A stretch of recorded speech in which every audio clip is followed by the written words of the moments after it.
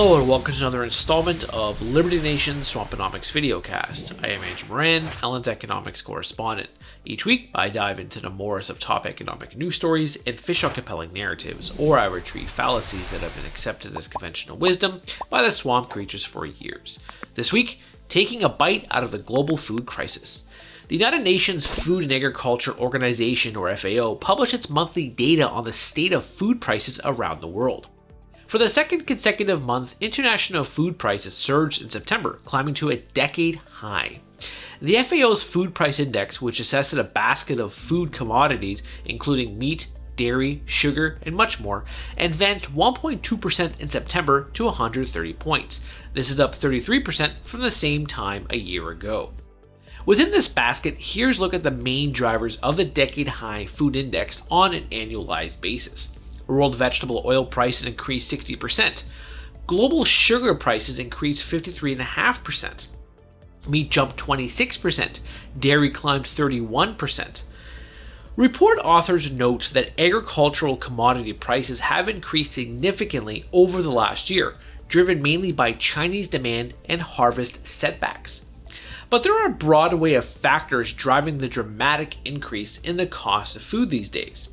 The first major component is that everyone is demanding everything simultaneously. This is weighing on output and current inventories, particularly as China is importing a wide variety of hard and soft commodities to replenish their strategic reserves.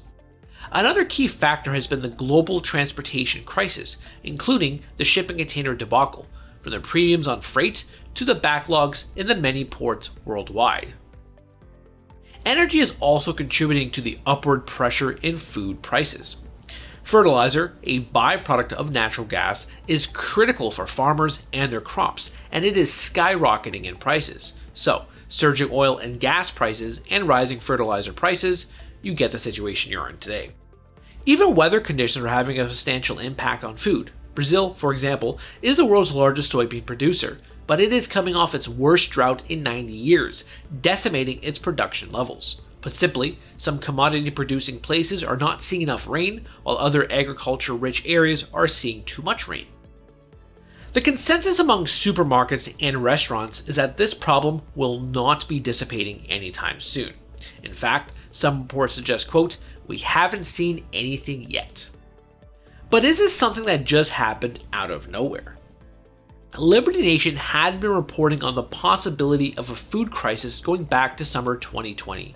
The World Bank had stated at the time, quote, "As the coronavirus crisis unfolds, disruptions in domestic food supply chains, other shocks affecting food production, and loss of incomes and remittances are creating strong tensions and food security risks in many countries." Other organizations had been ringing the alarm bells too about intensifying food insecurity throughout the developing world. In the end, will this force consumers to start rethinking their meal plans? Will shoppers transition from steak and chicken to pea protein ground beef and tofu chicken? Will households embrace potatoes, beans, and peas? Because surging price inflation is eating away at the fatter paychecks many Americans are enjoying today, families will need to make some tough decisions, and it may start at the grocery store. Indeed, the taste of food inflation is bitter. That's it for me this week. Please read my full Swamponomics column, where I dive into the Russia bailing out Europe on energy, the China Ibu coin, and the global minimum corporate tax. Thank you. Who are we? We are Americans that believe in liberty. We are a project of the nonprofit One Generation Away. We are patriots who apply the founding principles to the issues of today. And they keep moving the goalposts on us.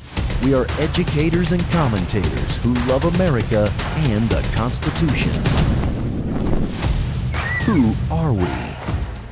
We are Liberty Nation.